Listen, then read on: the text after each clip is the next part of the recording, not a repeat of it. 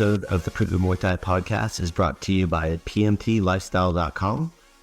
Authentic Muay Thai lifestyle by Pu'u. Definitely go check out the website at pmtlifestyle.com for some awesome lifestyle merchandise. That's for those of you out there either involved in Muay Thai, looking at getting involved in Muay Thai, and embrace a healthier lifestyle to live the life of the Nok Muay. Go check it out. All right, we're here with Josh Soliva. Hello. And Teep Studio. You don't need to lean forward. Oh, okay. Just so you know. You can, though. Yeah. So you, man, this is what, the fourth time on podcast? I think it's the third time. Third time? Yeah, third time. The last time, actually, we were walking around Chinatown, Bangkok. That's when we did the last one? I think so, yeah. We were Shit. We were with Colton. The Colton, yeah. After you fought at Rotterdam Nun, right? Yeah. Man, well, I forgot about that. Yeah, that was good times, man. That was good times. Yeah, so Chinatown, you fought Rotterdam Nun, and then, I remember that Colton, he's been killed in MMA and stuff like that, too. Yeah. But now we're here at Teep Studio in Scottsdale, Arizona. It's your first time in AZ? Oh, yeah, man. It's cool out here, man. It's, well, not weather-wise, but it's cool out here. Yeah, it's very hot. Yeah. Kind of to touch up on what you've been up to, because you're back here in the United States. Yeah. You were fighting over in Thailand, and we had a couple things we wanted to talk about today as well. But for anybody that hasn't listened or know what you're doing, tell us a little bit about yourself, what you've been up to. Yeah, I mean, I went out to Thailand. I was fascinated, of course, Muay Thai, and then I was fascinated with specifically a certain style, Muay Fimeu, Muay Fimeu style, and my teacher, Pipa Jockey Gym, he's exploding a lot now in social media, but I was following him way before that, and I looked at every fighter. I was obsessed with every fighter that came out of that stable of Muay Thai, and and I wanted to truly, authentically learn the philosophy, learn his way, learn how he trains the teep, learn how his philosophy on elbows and kick, teep timing, and when to kick, kicking with the shin or kicking with the foot, the instep, many things, and I took the time and basically isolated myself and became his apprentice to the point where he calls me his son. He doesn't have any biological children. Right? So he really when I'm in Bangkok, it's all the time. It's train, lunchtime, eat with him. Yeah. Go to sleep, train, dinner time. Okay. So for Pipa, I know who he is. Yeah. Right? People that really follow Muay Thai know who Arjan Pipa is. But who is Arjan Pipa? Who are you saying there's fighters that he trained? Like maybe we talk about some of those. Yeah, so the thing I respect about Pipa is in Thailand he's kind of like a saint. You know what I mean? In Muay Thai he's kind of like a saint. And the thing is he's not deep into social media. People put him on a high pedestal, but he grounds himself. He's very humble. You know what I mean? So there's many things he can capitalize off, whether it be like just getting the attention and getting the credit for things, but he doesn't mind it. He's like just a normal person. You know what I mean? But the stats and the facts and in the history of Muay Thai, it doesn't lie. Yeah. And the thing about Pipa is he created insane mavericks of Muay Thai, like Muay Fimeu, whether it be foreigners like Danny Bill, also trained recently. So he trained. Who did he train? You're dropping these names. Did he train Danny Bill? Yeah, he trained Danny Bill back in the day. I know that, but I want you to think about when we're talking to anybody out there. I'm trying to do our listeners and our watchers, the people viewing this, a favor. Absolutely. So Danny Bill being one of the best foreigners ever in Thailand. Man, what Fimeu played. So Ramon Deckers, he had to be different with the Thais. But Danny Bill did Fimeu style with the Thais. He played the Thai game with the Thais. And that's harder than just being like, okay, I'm gonna box the fuck out of somebody and I'm gonna use raw force and knock them the fuck out. And Danny Bill, you helped me connect with him to go get him out to our academy in Ventura. And his IQ, we were talking about this last night with Dave Brooks from Team Universal Muay Thai in North Phoenix. Yeah. His style was like he's teaching what did I say, physics theory, of but for people that are been in Muay Thai a long time, we understand that. We're like, oh, we're like frothing at the mouth. Yeah. People are maybe only been training a couple of years. It's kind of like a little bit too advanced for people that really get they know it's really cool, but they don't understand like how to actually like execute it 100%. And what he's trying to say, because he speaks French and Thai and speaks only a little English. Yeah, 100%. You know, but that's the thing too, is even when you go to Thailand, you're around all the international vibe, people from many countries. Man, I speak Muay Thai, baby. Yeah, exactly. That's this is what you're telling me. I understand you. Don't say no more. Say no more. Yeah, that comes with time and understanding Muay Thai and stuff too. That's kind of like what I was getting at with this. So, who else did people train? So Skarbowski. I'm going into another John Skarbowski. John Charles Skarbowski. He came out on the Ultimate Fighter. Was the guy that was drunk and just piss drunk and just fucked everybody up. Yeah, he was drinking like vodka Slurpees on his flight, and Georges St. Pierre brought him out to train with his team. Yeah. And he was kind of just like, people were like, who is this guy? Because he kind of is like this, he's a little bit chubby, like French guy, and he just schooled everybody. Yeah, man, and it's amazing, and a lot of influence from people. You know what I mean? They all that whole it's mythological now. You know what I mean? And now we're in an era where it's blow for blow and athleticism. But man, that finesse and technique, that's like the true Muay Thai art, true art of Muay Thai. You know what I mean? And so many mavericks of Muay Thai. Kalklai Kanur Singh, he was a giant killer. Yeah, he trained.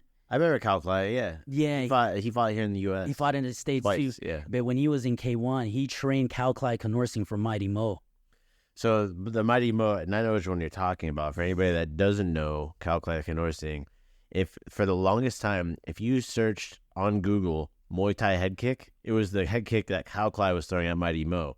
Mighty Mo was like what, like 280 or something like that? Yeah, the weight difference was about 110 pounds weight difference. It was open weight. For those out there, how many kilos is that? Like 50 kilos or like 45 kilos? I can't remember. I have it written down because I wrote it down, but it was definitely like at least 110-pound weight difference. So 110-pound weight difference, so 110. That's like a middle going against. Divided by 2.2. It's nuts, man.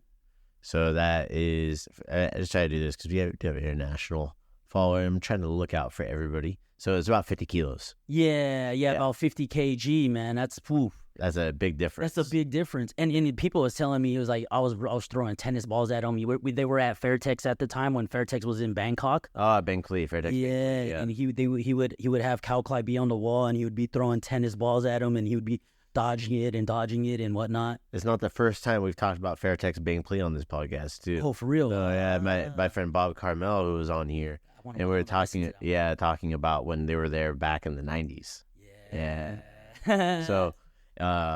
Really cool. Continue on. So Kalklai was training him. And then you got other names too. What do you call it? The textbook. Somrak held pass for Somrak Kam Singh back in the day. Silapatai. It's like textbook Fimeu fighter. Fimeu and tricky. If you study all the stable jockey gym, like Silapatai was like Lerdzila's idol. Somlak and Silapatai was like Lerdzila's idol and Saenchai's idol back in the day. Yeah, so Saenchai, for those, whether you're listening to this later or now, and maybe you're new to Muay Thai, Saenchai is like one of the best fighters of like our time. When it comes into Muay Thai, he's in his 40s. He's been fighting since he was like 8. Yeah.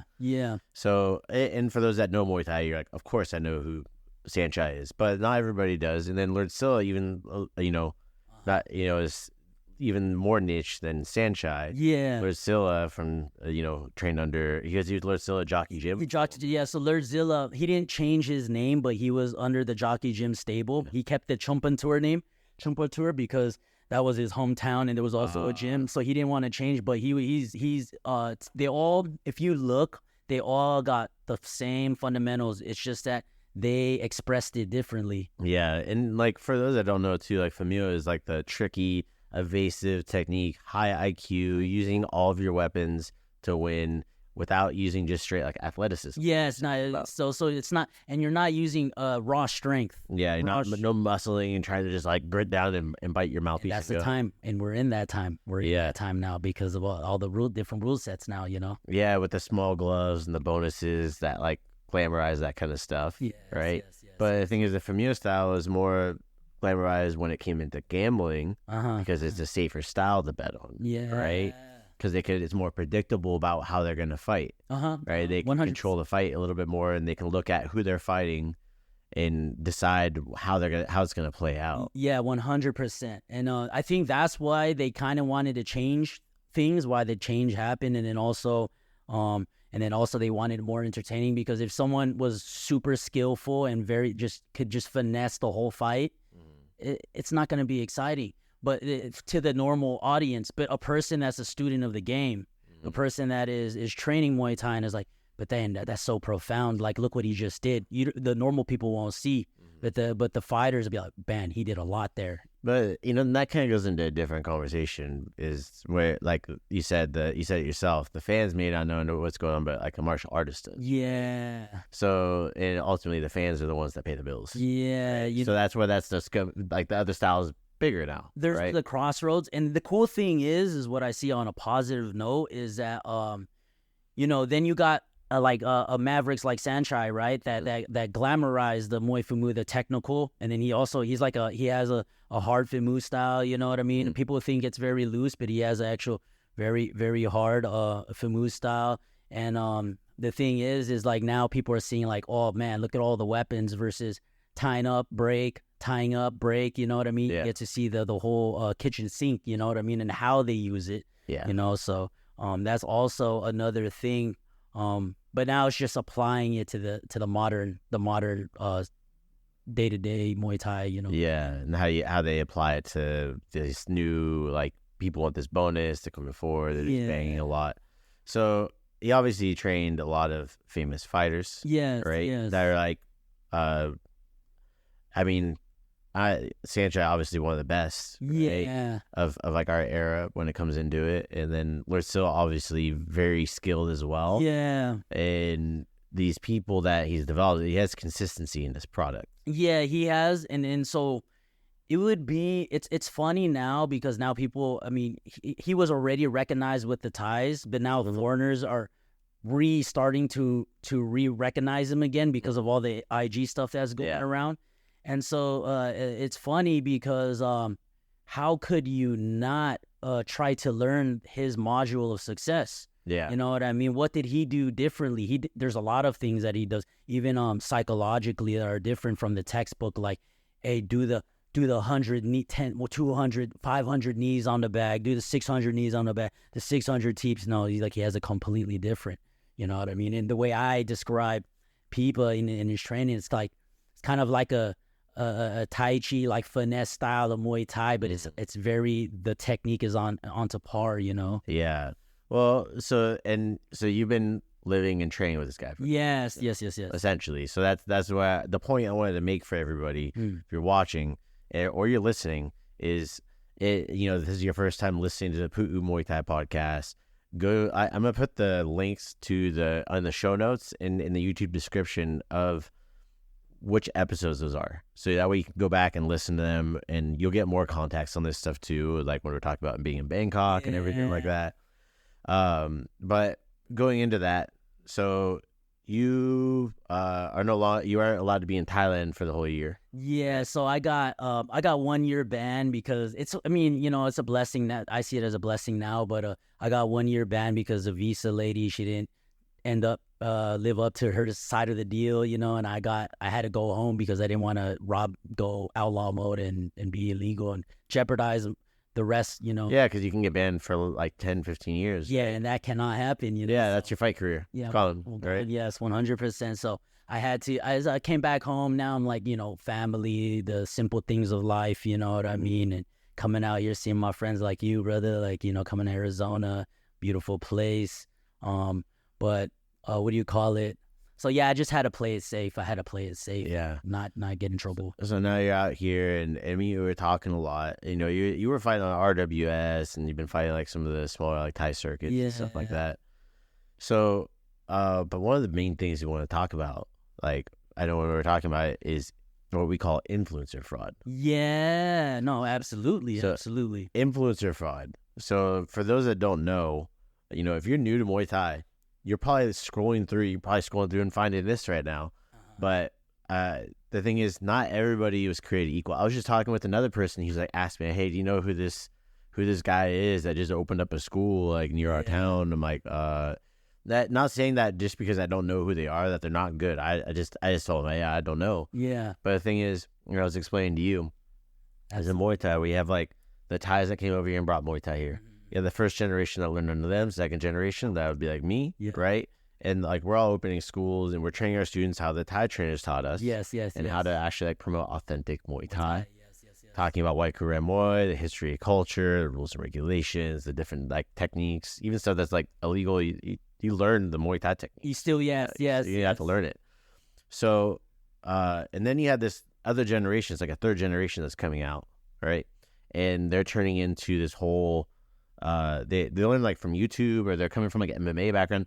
And I admire it because they're passionate. They want to be a part of it. They see it. And so for us, we had to like figure out how do we talk to these people and get them educated and on board to understand that we are in fact like, hey, we want to include you, but you have to do it right. Yeah. Right.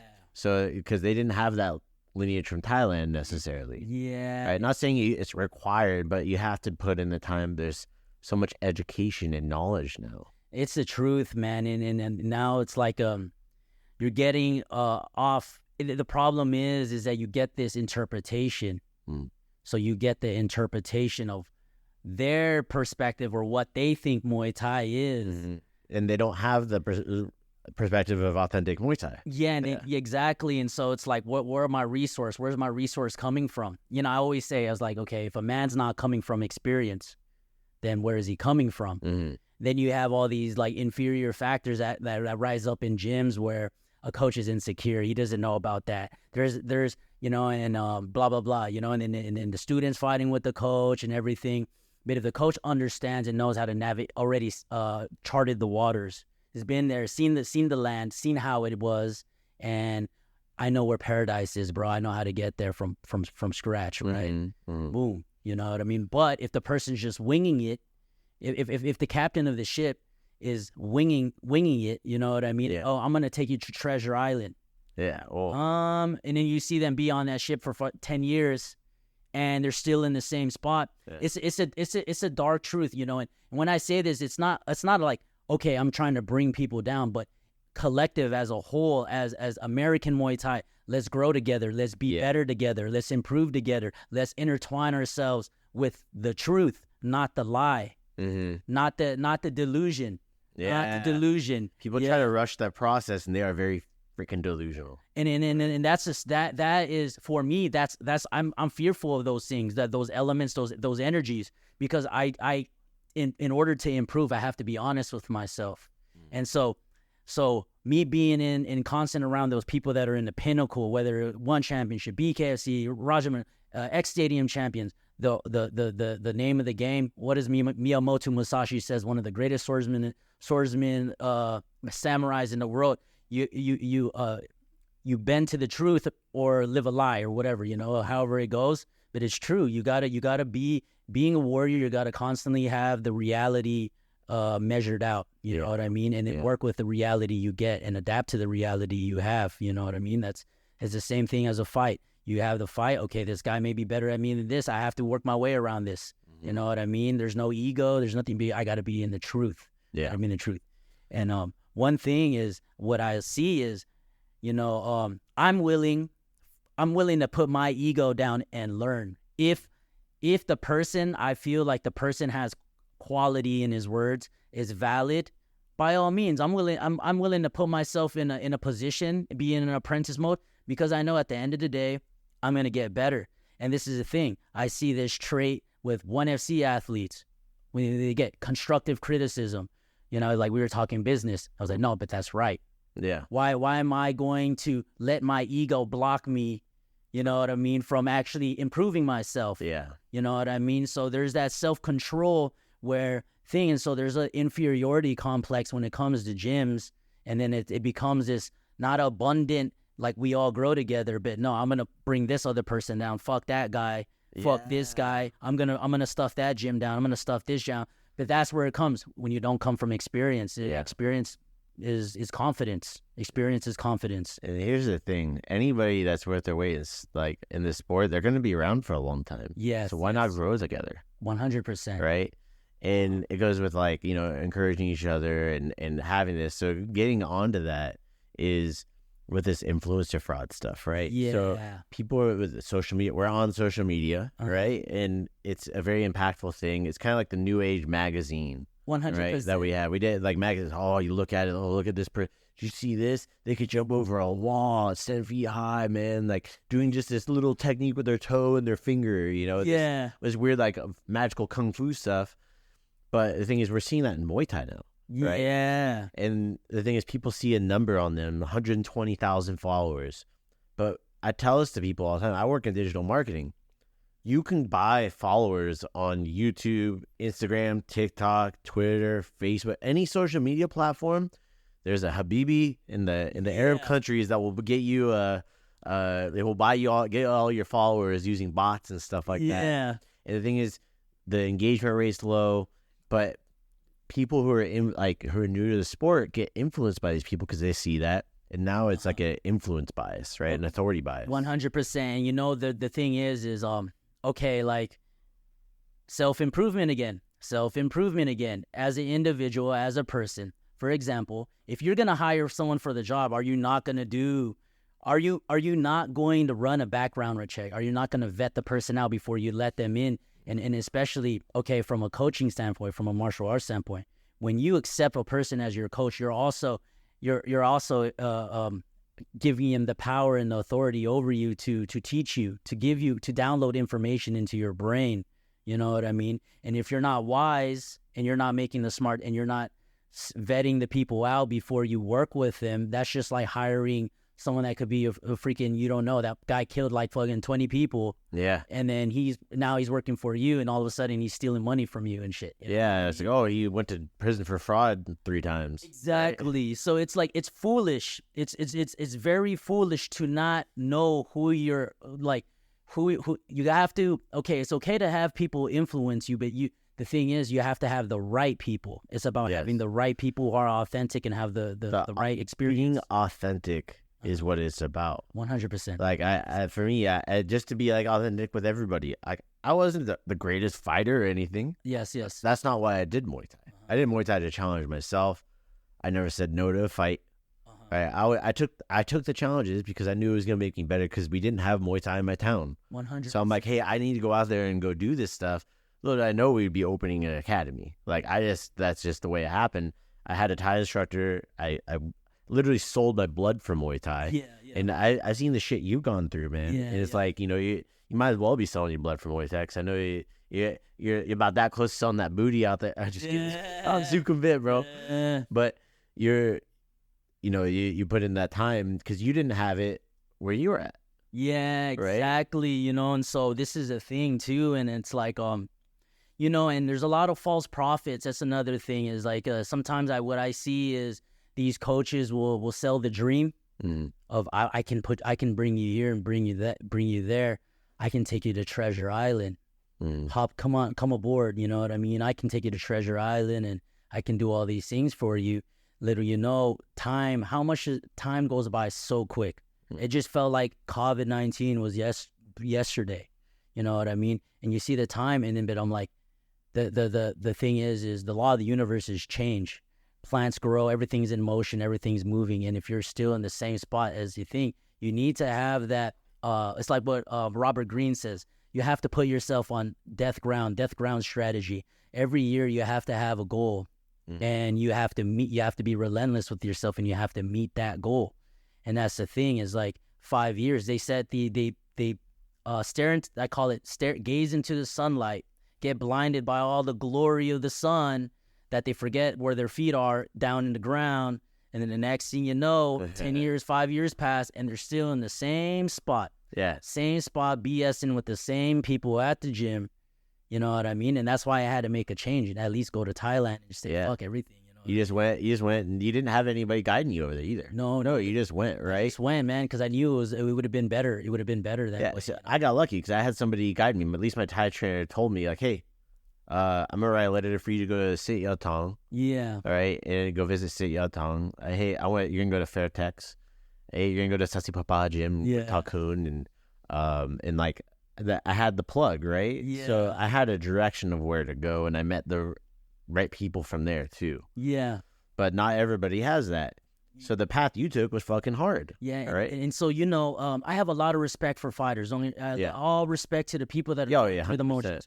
But when you have influencers that have no experience and they're speaking on the lives of many that are authentically going through the painful process, that are bleeding, fighting at the stadium, taking the L, whatever, you know what I mean? They're doing the beautiful things that what makes Muay Thai beautiful. And then you have a guy, whoever it may be, and they're speaking on Muay Thai, but don't have the credentials to speak, don't have the qualifications, haven't been through the process. Yeah. It's very disingenuous. Oh, 100%. Very disingenuous. It's a disrespect to the art of Muay Thai. It's a disrespect. 100%. And that's like, you hit on a couple things there. Yeah. But one of them was like, I was looking back at like Pu'u Muay Thai. Yeah. We're like 5-6 years in, and I would get people coming in, they would ask, hey, how come we're not doing our kick like this? And they pull up a video on like YouTube. And how come we're not doing it like this? We're not doing it like this. I'm like, hey, like, with all due respect, like they have their way of doing it, right? Yeah. And some of these people did fight and stuff like that too. But I was like, hey, like you're paying us good money to be here. Yeah. Like, why don't you learn the way we're doing it? If you want to go train for free and do that stuff, cool. But get with the program a little bit. Yeah. Before you start exploring, you need to get your fundamentals. Give it 2 years before you start exploring that stuff. And and for me, like even if I do have like some form of opposing thing, I respect what the person is trying to show me because they're also giving a piece of themselves. This is their teacher and their teacher's interpretation and their stuff passed down. And then I'm like, okay, but I'm open-minded. I don't think it's wrong, right or wrong. I'm open to it. Here's the thing, though. Yeah. It's not always the teachers passing it. Now it's the crew YouTube. Oh, fuck, bro. That pass it in. And that's the thing, it's like, it's not good in a sense. Okay, if we're talking international level and we're talking about America, USA Muay Thai and improving the Muay Thai economy in America, if we're talking about that, everyone needs to fucking stop staring at the sun and get their feet in the mud and we're all working together. Yeah. You know what I mean? Because there's too much, the culture, there's a lot of things going on in our country politically and there's all these distractions and all these crazy 100%. Things. But there's a thing, I'll be in gyms and it's like, some coaches, it's just, they're so, the students are so, they're not grounded and they're thinking about the big things, but you have the small step first. You got to win small. One guy told me, Felipe Lobo told me. Felipe Lobo, won championship. Rank number two in one FC. He told me, he's like, you got to win small first before you can get the big wins. Yes. You got to win the small things first. And you can't do that. And this is me talking. You can't do that if you're not intertwined with the reality of what it is. You know what I mean? The main question is, what's your why? Why are you training? What are you training for? You know what I mean? And then have a goal. If you're doing it, I respect the martial artist the same as I respect the fighter. You know what I mean? I respect the human being that is going down the path of self-improvement versus the human being that's just doing it for all the wrong reasons. You know what I mean? So it's like, so you get these attention and the influencers, they get all these attention and all that shit gets to their head. And then they're living a lie. It's not real. It's not reality. Yeah, and that's like, you're saying not living the reality and stuff, man. It kind of came in with COVID. That's why when we started the podcast right before COVID. Yeah, because we started seeing some of these conversations like, hey, these combos that we have need to be out there, right? And during COVID, the people that ate shit were the people that were actually feet in the mud. Yes, right? Yes. The academies, the fighters, and stuff like that. And the influencers soared. Their business grew. They were selling their online courses. And it was and it really blew up. And it created that third generation I was talking about. Yeah. From out here, right? That doesn't have this lineage. And that's exactly what I saw. And that's one of the reasons why we started doing more media and content. Mm-hmm. People are like, oh, you're just trying to get your face up there. It's like, no, because we're doing a lot of awesome things at our academy with our team. And we weren't promoting it. And it just came down to, from a business standpoint, these guys were like killing it. Yeah. They're good for them, like by all means. But they're not being authentic to Muay Thai, and that's where my issue in ethics. And to add on to that, right? To add on to that, is keyword fraud influencer fraud. And the thing is, I'm going back to this, is you're getting money from all these people, but you don't have a proper source. It's like I can tell you how to XYZ, teach you how to XYZ, but then I never learned how to do it properly. And then now if we're speaking martial arts and fighting, you're putting people under the risk. I saw a reel where some guy was like some gym and they were playing around and some guy got knocked out, and it was one of those influencer gyms, you know what I mean? Yeah, I know exactly which one you're talking about. You know, and so I'm just like, but that is the fact that happened in your gym shows that you're inexperienced in that you promote it online. And then why would you see? It's like, dude, like that's like head injuries are not to be fucked with, man. Like that's something, like I work in safety and regulation. You're taking time off somebody's potential career, or you're ruining it because they lose motivation because they're in a shitty environment that's led by these false prophets. Yeah, and right? so the one thing I always say, I say this, is like Muay Thai is a beautiful time to be in Muay Thai right now. Yeah, best time. It's a beautiful time. But the thing is what we don't want to happen to Muay Thai is what happened to karate in the 80s when all these movies are coming out, these MIG dojos were coming out. Yeah. We are in the time now to make a change and vet out everybody. Who is who? You know what I mean? But in a sense, it's not coming from a place of like, I'm going to bring you guys down. It's coming from a sense of, let's be honest with ourselves, and maybe that person can make some improvements with himself, with his life stuff as well. 100%. Here's my suggestion for anybody that's out there. We didn't have Muay Thai around where we're at.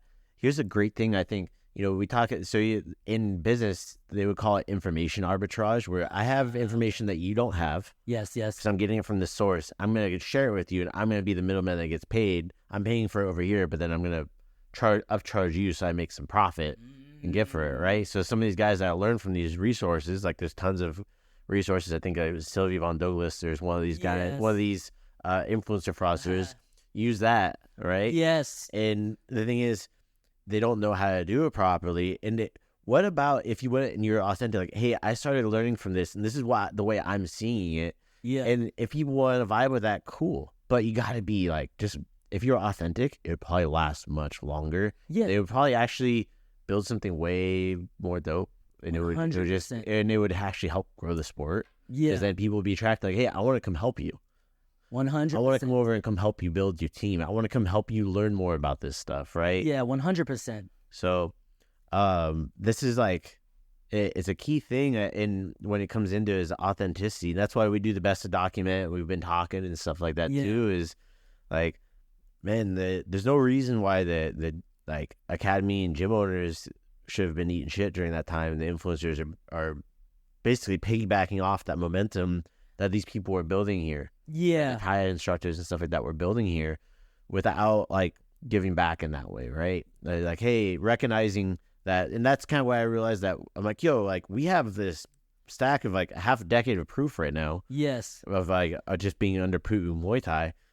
Like we need to start promoting this stuff and now people come in and they see our videos the first time. You know, that's what it's for. It's when you, like, even one of my students, you know, he's not a fighter. He's just a normal guy that loves to learn self-defense and learn Muay Thai for health reasons. But now, you know, even with me teaching him and him being used to my way of teaching, you know what I mean?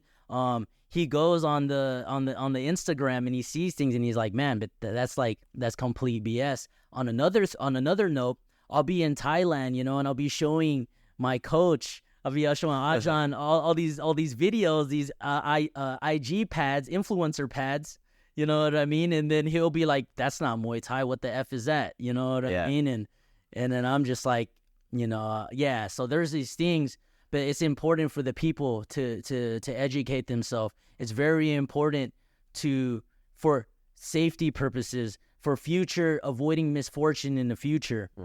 For avoiding these bumps and these potholes in the ground, to do the vetting process and actually learn who's going to teach you civilized violence, who are you going to give the power to teach you this beautiful art of Muay Thai, you know? Yeah, well, this kind of goes into, like, they're doing these semi-contact things. I've talked about it here a couple of times. I had a whole episode where we talk about it. If you guys can go back there and go check it out, they're still doing a GoFundMe for the guy who got, he's he's brain dead. Yeah. He's in China. He's back in China, but it was in Canada. And they're doing these semi-contact things, and it was with a karate organization. And there's these karate organizations that are doing quote-unquote Muay Thai, right? Yeah. And it's dangerous. Look what happened. Yeah. Right? Because they don't understand the dangers of what they're putting people in the way of when it comes into this stuff. And they're just seeing money. They're seeing cash signs, like dollar signs, again, influencer fraud. Yeah. Right? It's a different way of doing it with some of these people. They see the cash cow, the potential. Yeah. Because they grew up doing karate, like you were talking about. These dojo, like, oh, no one's doing this yet for Muay Thai. We'll do it. We're going to be the ones that do this. Yeah. You do get those guys that have the idea, but they don't understand, the how Muay Thai is, and the day-to-day things and whatnot. And so yeah, that's the thing, and it really it's a huge problem. It's a huge problem, but I truly believe for our country, Muay Thai as a martial art would be just the ethos of Muay Thai. It would create a better society. You know what I mean? Just having Muay Thai. If you have children, you want them to have good character traits, be able to defend themselves, be healthy. You know what I mean? And have these character building things. Put them in Muay Thai. Put them in Muay Thai. They're going to learn. They're going to be better human beings for sure. The benefits of it, I've talked about it here, is that martial arts like Muay Thai, if they do them between the ages of 2 and 8. So I went to, shout out to Carrie Bailiff in Florida. She was a child development specialist. She was working and doing stuff for child development in schools. Interesting. She would get like 15, 20 minutes with them twice a week. Yeah. And then once she learned this information, she quit that and went into teaching martial arts full time. So they found that in the child's brain. White brain matter. Well, yeah. So they have, we've talked about this. So there's your nerves in your brain that create synapses. There's a sheath around it. It's called the myelin sheath. That's what helps create the nervous connections, right? Muay Thai, a martial art like Muay Thai, between the ages of 2 and 8, if they do it for just about 3 to 6 months, they have more white brain matter and stronger myelin sheath and brain development in the span of their life. But this the thing is, we're not child development specialists, but the science is showing this stuff. 100%. And I've seen it, like me, tried. Anybody that's taught kids martial arts has seen this in kids. Well, and they end up being some of the sharpest freaking kids too. Let's even do this. My coach is like about 60 years old. Yeah. You know what I mean? And his face, okay, we look at his face, he still looks like, if you look at a picture of him now and a picture of him before, it's like he looks 20 years old. But on top of that, his brain, his mind is fresh. He's not deteriorating. He's not, it's an investment to the future for sure. You know what I mean? Well,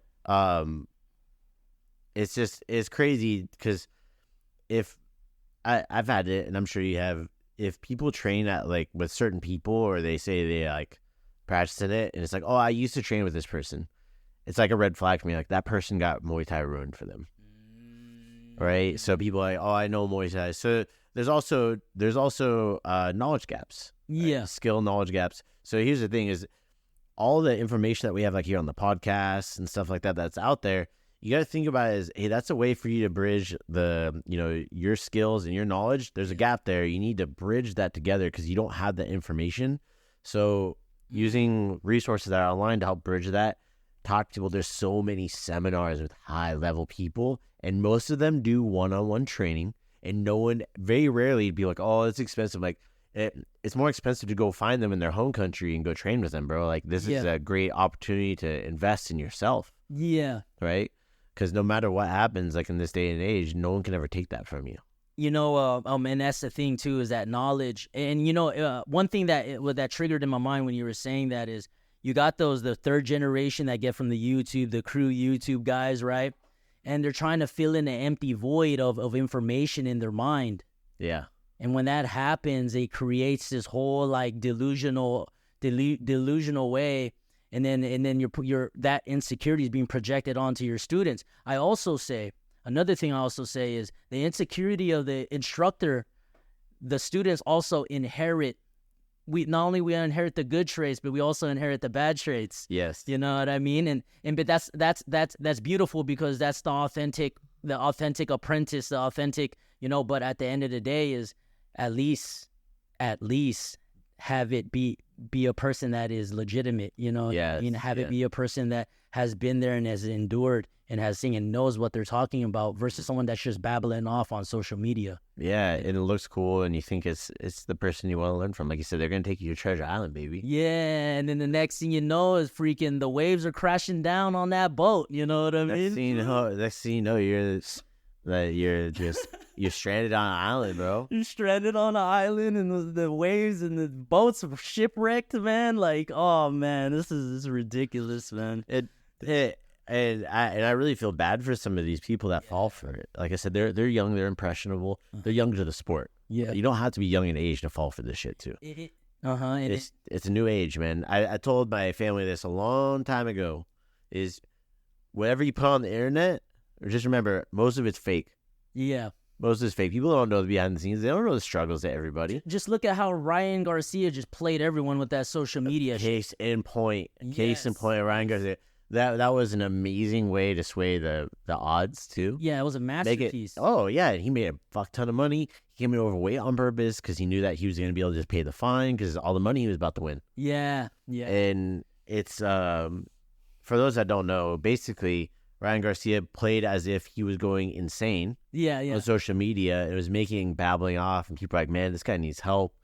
And he was just like, my team's helping me stay focused, guys. Don't worry, I'm focused for my fight. Yeah. Then he would go babble off again, and people were just like, I was legit worried about the guy. I was like, man, what's going on? Me too. But then afterwards, he's totally normal. It's like, oh, you guys got played. And if we go back to self-improvement and the level of productivity, you know what I mean? And he did have a good point, because if you're a fighter, you're already in that on that journey of self-improvement, better enhancing yourself, making yourself stronger, smarter, XYZ. But then it's like, okay, we got influence, social media, we have that. But then how many people in the world, you know, even being a martial artist in itself, you are already a minority. But how many people in the world are going down that path of self-improvement? So a lot of motherfuckers have time to troll. Yeah. They have time to troll and fuck off on social media. Oh yeah. And then they end up enabling and what do you call it? Empowering these false prophets. Yes. So you'll see, like, you got to understand, these are the things you got to understand. For me, I want to be better in life. I don't want to be deteriorating and decaying, you know, and fucking off like that, you know? Well, I was showing you a guy who was claiming to be like he had a couple pro MMA fights. Yeah. And he was claiming to be like the best Muay Thai striker in the world. Oh, Jesus. And so the thing is, you have to think about it. He was a legit pro fighter, right? Yeah, he's fighting pro MMA. But then he's over there beating up people on street beefs that don't know what the fuck to do. Come on, bro. Yeah. Like, why are you doing that? Yeah. Why are you doing that, bro? But this goes into that delusion.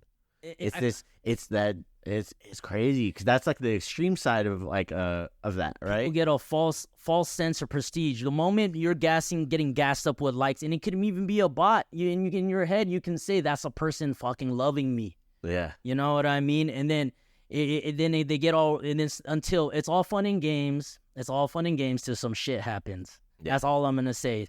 The moment you're intertwined with the falsehoods of reality, and you're living in a falsehood, whatever that is also going to come back. These things come back to you. There's in the law of the universe, what goes around comes around. You know what I mean? And it's like, you know, again, some of these people, if they're just being authentic, like I understand marketing. I get it. Yeah, right? I get it. That's what I work in marketing, guys. I work in digital marketing. I get it, right? So like some things, these guys really hit the nail on the head, and they're doing good from a business standpoint. Yeah, but we're talking purely from a Muay Thai standpoint. Yeah. This needs to like Muay Thai, baby. This is not Muay America, right? So, you know, with that too, what do you say? What would be like some red flags that people could look for influencer fraud? Or like, you know, like, as you know, obviously, like we were talking with Dave Brooks, you're saying people were like, they're at a Kevin Ross seminar, and the guy was like questioning Kevin Ross. That was hilarious. Yeah, that's kind of fucked, bro. That's kind of fucked. In all honesty, that shit was fucked. That guy's that person's not affiliated with Dave's team. They're great over there, but it's like one of those things that you know, how do you prevent that situation from happening? Right? It's like, hey, be skeptical, but also how can you tell if somebody is like have like they're authentic, right? What are some red flags? Let's go red flags first. Everything's perfect. They don't make mistakes. Yeah. Everything's perfect. They don't make mistakes. What they say, there's like this little, the way they say it is like, okay, because I have this amount of followers, I am correct. You know what I mean? And so, but at the end of the day, you know, what goes in my mind is take the time to know somebody. Don't just hop on the boat. Take the time to know the captain of the cruise ship. Ask questions. Ask questions like, hey, XYZ. See how they react. See their temperament. See what's going on. Like, why are they getting frustrated? You know, and there's these things. But another thing is for me, in coaches in general, is dialogue. You know, how they speak. You can tell a lot about a person. You know what I mean, and how they speak to their students. So it's not necessarily with you, but what kind of dialogue, what's going on with their students? Why do they got to be like this with XYZ? Is there a legitimate reason? Yeah. Or is it simply the fact that they're insecure because they're trying to fill in an empty void and then they're trying to manipulate now? How many of you guys, Muay Thai people practicing Muay Thai in America, have fucking been entangled in some type of gym drama with your coach? Yeah. That's, you know what I mean? Why when I'm in Thailand, I rarely had any fucking problems? Yeah. Why? Well, you know what I mean? There's the other side of the coin, too. Yeah. Mental health is a big issue in the U.S. Yeah, 100%. So, like, sometimes, like, the instructor has to take the reins on somebody and kick them out, right? So, and to wrangle that up. So, it's like when you talk about entangling in gym drama, right? That's also true, yes. So, like, man, I'm by no means a perfect person. I make mistakes all the time. Yes, right? That's a good sign. That's a good sign. But it's one of those things we're always trying to improve, right? We got to keep moving. If you quit, you lose. Right? If you keep going, you don't lose. So, you know, I went through like a nasty divorce and all this stuff. Yes, I went through fucking hell, man. Yeah. And the thing is, it's like that. It's probably different than what you're talking about, yeah? Yeah, no, that's different, 100%. Because there is the other factor. There are people that get into martial arts for self-improvement. There are other people that get into martial arts to heal their trauma. Yeah. And there's other people that use it as an outlet to they got issues. But, okay, no one's perfect. To each in their own respect, you know, you're trying to better yourself. But there are cases where you do get a psycho. And it's not necessarily the coach, but you do get a crazy person and they're stirring up all kinds of crazy shit. It takes time to figure that out because you, like, as a martial arts instructor, people come to you to work on this stuff. You know, it's funny because when that shit happens in Thailand, the coach is like, bamboo stick, fuck out of here. You know, you can't do that here. Yeah, you can't. And you can't just like, fuck, we don't need this bullshit here. You know, boom, you're kicked out. We don't fuck with you. Get your shit and go. Yeah, get the fuck out of here. You know what I mean? You're stay in the corner over there. We're not. You come hit the bag, but I'm not training you. And so that's the thing. And I think the problem is how our society is rigged. That's why I believe that Muay Thai would be a good. The Muay Thai ethos and carrying it on to day-to-day living, I think it will make society, it will help our society as a collective, you know. I agree, man. And for anybody that might be struggling out there, go check out, I'll be in the show notes. I post in to my friends at Sack Life. Tim, he's been teaching martial arts. I told you a little bit about this. Yeah. For free for people around the U.S. out of his van. This guy gave up everything to do it. Because it helped, beautiful. Yeah, helped him overcome suicidal ideation, get off medication, all that stuff. Yeah. And he's teaching martial arts for free for people to be able to better their mental health. I think he's a winner. In my case, he's a winner. Oh, 100%. He alchemized the situation.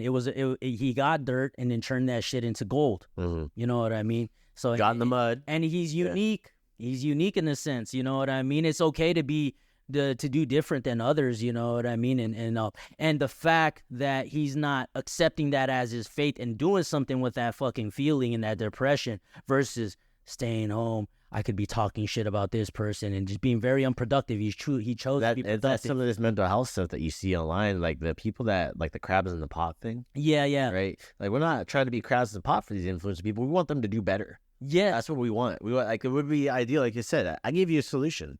Go and document, hey, I don't actually know this. this is me. I've been trying to do this. You can always change your ways, buddy. Yeah. Like I said, I'm not perfect. Yeah. I fucked up on stuff before. It's okay. Yeah. Just do better going forward. Honestly, and with that being said, you know, I trust the person who has all of their dirt out in the open versus a person that's trying to hide it and be like, I'm perfect. So if that guy is like, okay, I'm not, I have made mistakes in life, you know what I mean? But I've learned from them. You know, that's authentic approach versus, nah, but I know everything in Muay Thai and everything. It's perfect. This is what I'm trying to portray. I've been doing this for 20 years. You can't tell me what to do. It's like, yeah, bro, you've been doing it. Just because you did something for 20 years doesn't mean you're getting better for 20 years. Yeah, that's true. Yeah, because again, the skill knowledge gap. The knowledge gap was very big, and there was no way to really bridge it. Now with the internet, it was all these seminars and people are coming over here. There's no excuse, none. Yeah, no excuse, right? And being authentic about those things too, and not saying, well, I've been doing this for XYZ. Why should I go there?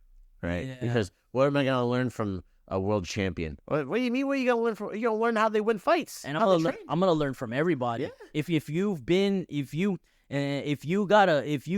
the pinnacle, I call it the pinnacle, whatever it may be, whatever organization, I will take the time to hear what you have to say. But if you're just a guy that has XYZ amount of followers, but you don't really have any credentials, man, all I see, other people may see 100 XYZ 1,000 followers. I'm seeing a big zero when it comes to authenticity. Yes. You know what I mean? I'm seeing your martial arts has a hidden credit system, and it's just like how gang members, how samurai, whatever, bro, like military, the bro code, you know, you gotta learn, you win, you earn your stars and stripes.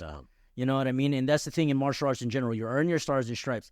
If you didn't get these things authentically, or you didn't go down, and stars and stripes can also be just going through the motions, being in pain. It's admirable when I see somebody in pain but still coming to the gym and still persevering. Yeah. That's that character building. When life gets rough, when life gets hard, I'm gonna persevere and I'm gonna be consistent. Yeah, you know what I mean. But then you have the other element. You know what I mean. And so that's the thing is we still got we got to be honest with ourselves and with the Muay Thai in America. And I can see the potential. Yeah. So we have the sports science are there. We have athletic training, nutrition science, all these things on our side. Yes. That skill knowledge gap, we need to close it as much as possible, right? That's why we do stuff like we meet our students over in Thailand and stuff like that. And it's like getting people to understand like this gap. You're training with some athletes here. They're going to be in Thailand later this year and stuff too out here in Arizona. And it's like that people like, not saying you have to go to Thailand, but it would sure fucking help. Yeah. Right? Because a lot of that stuff's coming here now too. And right? You know, I truly believe when I go to Thailand, this is how I view myself. I am a Muay Thai merchant. I am a merchant. I am trading. I'm trading things to also receive educate myself in the beautiful art of Muay Thai. So when I go there, I'm getting these resources and I'm getting these things and I'm racking up the experience, but I'm bringing it back. I'm bringing it back to my local community. The next thing you know, you got a normal guy, but he's throwing elbows in a street fight. You know what I mean? Like been self-defense or something. You know what I mean? But I'm like, where did he learn that from? Man, that's it. You know, and then boom, there you go, Muay Thai, baby, Muay Thai, all day. Yeah. So, they're perfect, right? Yeah. What else? Another thing too is let me see. You can It's really hard to say sometimes, but professionals, you know, when I'm around, just embedded in Muay Thai, just out there, people are like, oh, you don't have to go Muay Thai. Thailand is here. You can do that. No, there's things that you don't learn, like you. I'll say this: going there and seeing the kids train, seeing how they go, and they're just eating shit, and they're successful still, that is something that gives you a perspective shift that you can't really get here. You see that poverty, you see them fighting through it and winning still. When everything's stacked against them, they still win. You actually now you made me think. So the Muay Thai ethos, there's a lot of things being glamorized in boxing and MMA in America. It's a different ethos. 100%. It's a different ethos. Look, we're in it's USD over here. It's USD over here. So like the thing is a different ethos. Muay Thai, that ethos, that philosophy cannot be applied to Muay Thai because Muay Thai is just grit and war. It's just you're in the jungle. You're in the jungle, so it's a different mindset. So one thing is, even though people see concrete and all that stuff in Bangkok, remember that is still a jungle, like legitimate. And the thing is too is like they think they can bring the MMA ethos, the Western boxing ethos into Muay Thai, but truly you can't. Because even in a sense, like the Thais don't care about your record. They care about how you perform. And the quality of opponents, too. And the quality of opponents. And so that's the thing, and so they respect that. They don't. And then so there's this whole Western guilt thing about record and everything, so there's that aspect. But, if you're doing Muay Thai and you got a shitty character, in Thai they say, Nisai Mai Di. If your character is shit, then you're not doing Muay Thai, because I learned I learned the hard way of the hardships out there. You like the kids, the children that are fighting for their family, and it puts you down a certain mindset. Like, no, man, like let me help you, let me be a good person, versus I'm not gonna be here talking shit. I'm not gonna act like I know everything. I'm not gonna be walking around strutting my shit like I know everything, that I'm perfect. The sense of entitlement that the people, no, Muay Thai is being grateful. You see how they wire their hands together. You wire your Arjan, you wire your thing, and you take care of the people. You take care of the people. Not only are you're the people's warrior. Yeah. So, and then the thing is when you see people and they're just fucking talking off and they're thinking they do these little breakdowns or whatever and everything, it's also disingenuous. It's disingenuous, because they're speaking on how someone could have, or they could have did this, or they could have did that. But I'm like, bro, there's so many factors in Muay Thai where it's hard to, the outcome is really hard. You never know what may happen. There's so many weapons in the art of 8 limbs. You know what I mean? So it's like you cannot mix those two industries, and you cannot speak on Muay Thai like you would speak about Western boxing or MMA. It's just different. Culture. It's different. You said they're in USD. This is in Thai baht. Yeah. Different currency, bro. Exactly. Different influences around there. So, kind of, what are some green flags? Good green flags is, for me also is, like the other day we went into the gym, and then we also had Fabiano on the podcast. Yeah. A green flag is, they have stories to tell. They have, they've been in the industry. Mm-hmm. They've been involved in the industry, whether it be on the fighting side or on the coaching side or whatever. Promotion. They love it. They love it. You know what I mean? There are some coaches that are influencers and they're like, nah, I'm not fucking hold pads. Yeah. I'm not going to do that for my students. Like, then why are you calling yourself a coach on IG? Yeah. If you're not willing to endure the same, that's why I said the ethos, you're not willing to endure with your students, you shouldn't. That's what my coach says.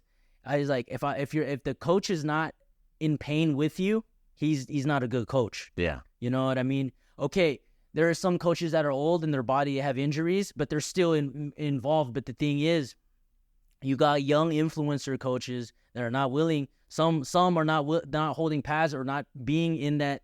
They're not in those character building moments with their students. Yes. It's just like how we had that conversation last night with Dave from Universal Muay Thai, and he's saying like, I want him to be like this. I want him to get the positive mental. Yeah. You know what I mean? And Fabiano was talking about, how do I speak to my students and how do I coach them mentally, being there step by step, being with them step by step. I saw a dynamic striking where it was like one of the guys, I think he was also an influencer guy as well, but one of the guys was like, it's not about your coach. You can be just you.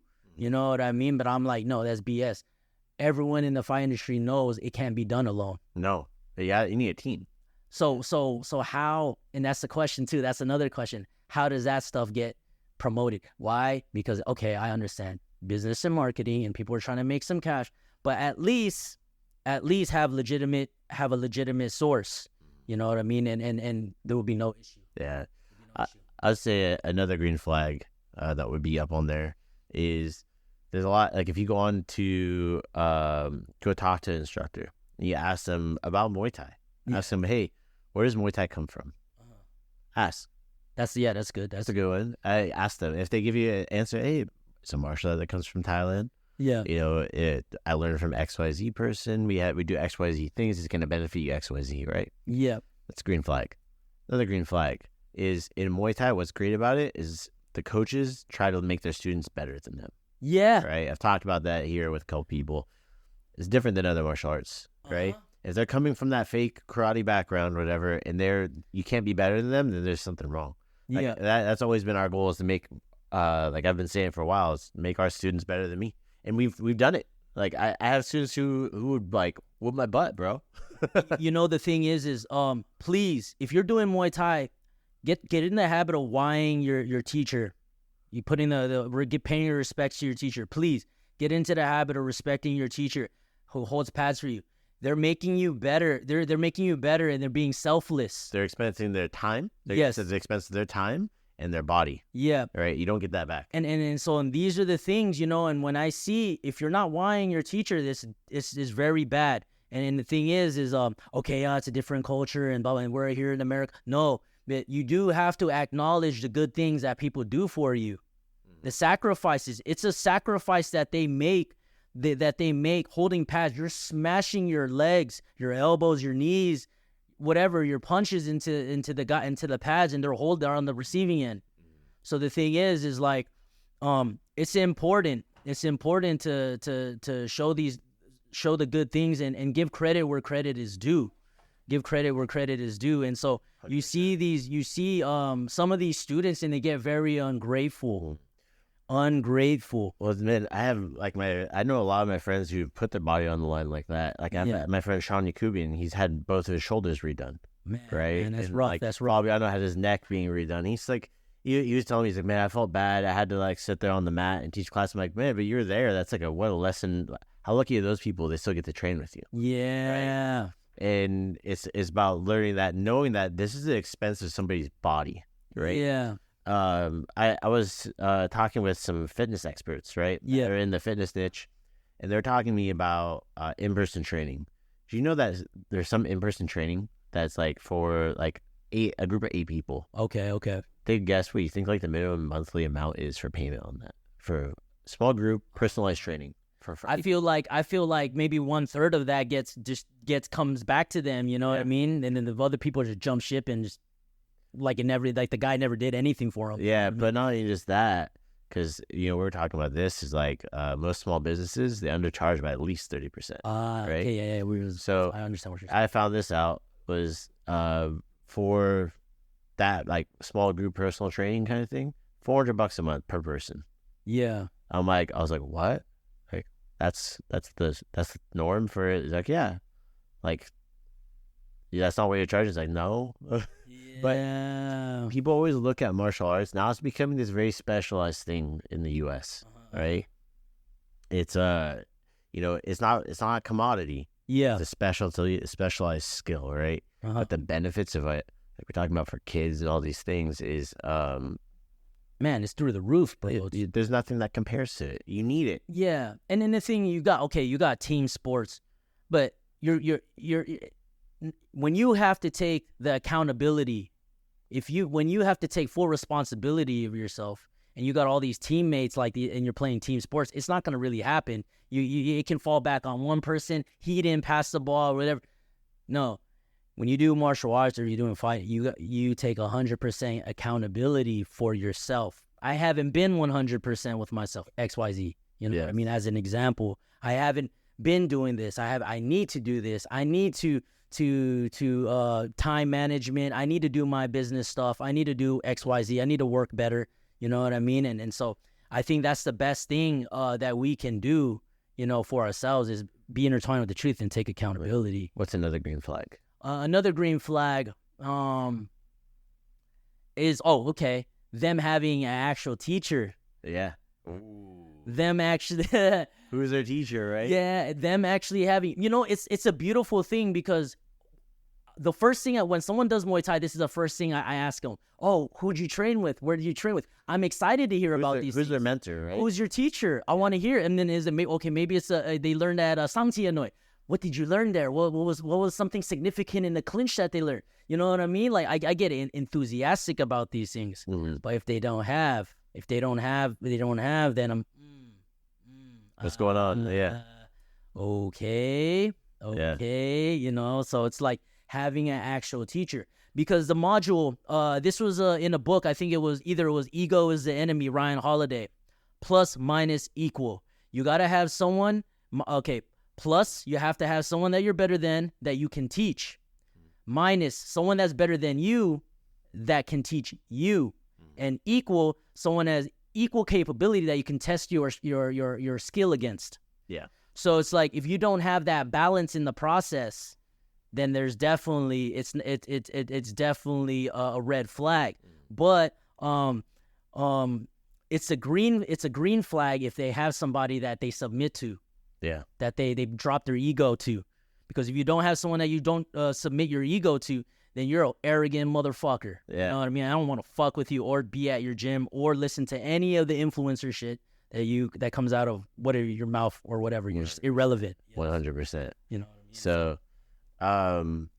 you know, kind of I'll go with this for one more green flag. Yeah. For them. So they admit when they don't know something. Yeah. They admit when they don't know. Yeah. Right? That's okay. That means, hey, I don't know, but I want to find that out too. For me, that's a sign of security. Yeah. Because you're not offended. You're not offended if you don't know, but you're honest. You're like, I don't know, but I could. Yeah. I could. I want to learn that. Yeah, I want to learn that. I want to talk to hey, do you know anybody? Right? Hey, I'll go reach out. Right? I'll try to find somebody. And for me, people that are like that are the winners. Those are a countless of successful people. It doesn't even matter if it's Muay Thai or outside Muay Thai. They have these traits. They're willing to learn. Mm-hmm. They're willing to put their feet in the mud and go through the motions and go through the hard process. But then when they come out of that hard process, it's like Jesus fucking resurrecting from the dead. You know what I mean? Or Buddha getting enlightened under the Buddha tree. So kind of wrap this up for today, man. Okay. How can people find you? Just hit me up on IG, Joshua Soliva 95, and then I'm sure you'll post it on the thing. Yeah, I'll put it down in the show notes, in the description as well on YouTube below. Go follow my boy Josh Soliva. You know, because later this year you're going back to Thailand and you did some training around the U.S. You're gonna be in Ventura at some point coming up. Yeah, Ventura, California. We're gonna be everywhere. I'm gonna come back here to Arizona for sure, man. 100%. So, gotta have you back here at Teep Studios. For everybody out there, remember to come to subscribe, follow. These are things that help us grow and project our message of authentic Muay Thai. Right? That's the big thing that we're trying to do, and we're also a business, so we're trying to keep doors open. So any touch on that subscribe button, or it actually helps boost that, and it gives us something that we can go to our sponsors and talk to them about it and everything too. And also, just like on a friendly note, if you're having issues or you're having doubts about trying out this gym, or you're having feel free to reach out to one of us. Reach out. Pu'u Muay Thai, Josh Soliva. Yeah, we'll consult. And we'll tell you our perspective. We won't tell you what to do, but we'll just give you our perspective. And if whatever resonates with you, then you make the decision. Yeah, and I'll just say this: I will, even if it's somebody I don't know anything about, I just say I had somebody like, do you know this person is? I'm like, no. Do I have any pedigree? I don't know. Yeah. Right, but and I'm not saying I know everybody. I travel all around the place. There's new people that come into the game all the time. They're good. Yes, 100%. There's one of them that's in Las Vegas. Dope team, great people over the past. I think they're like 4 years old. It's called a Pinto Muay Thai. They know Pinto about that. Yeah, he's got a great team out there. He just got the Coach of the Year at the U.S. Muay Thai Open tournament. That's nice. Too. Yeah, because again, he had knowledge. Yeah, he had a teacher. He had all this stuff, right? So. There's always new people coming, and I'm learning them, and I'm like, they start becoming recurring things. So it's a good thing for Muay Thai in America. If people ask me, hey, do you know who this is? I say, no, I don't know. You better believe I'm gonna be looking out for them now, because it's like, are they gonna keep popping up? Like, are they legit? Like, maybe I want to meet them and network with them and connect with them. And I think it's good too. I like what's going on out here in Arizona. How all the instructors are even if they're students fighting each other. Yeah. They're communicating with each other. Yeah. I think that's really good versus, fuck that. They're not part of our team. And the promoters and everything like that, they're very involved. It's a very small community, man. Man, Arizona's doing it good over here for Muay Thai. I agree 100%. Well, thank you so much for tuning in, Josh. Thanks for coming in today at Teep Studios here in Scottsdale, baby. Yeah, no problem. All right, that's going to be it for today. Thank you so much for tuning in today to the Pu'u Muay Thai Podcast. If you enjoy the content, go leave a review over on Apple Podcasts and on Spotify. Give us a rating. It means the world to us. Also, if you want to be a guest on the Pu'u Muay Thai Podcast, or if you just want to shout out to your friend, go check us out at podcast.pu'umuaythai.com. You can submit to be able to be a guest on the podcast. You can submit what you want to talk about. Also, if you want to just give a shout out, there's a button for that too. Sawadee Top.